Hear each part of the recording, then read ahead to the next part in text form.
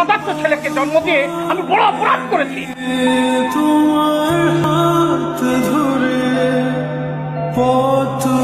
তোমার অপদার্থ ছেলের জন্যই তো চশমাটা ভেঙেছে। জানি না কতটা বাধা তুমি একা সয়েছ, বুঝতে দাওনি কিছু।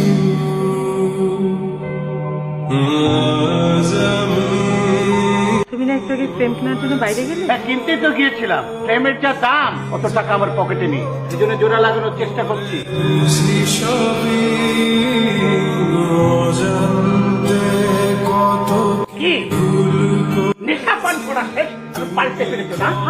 বড়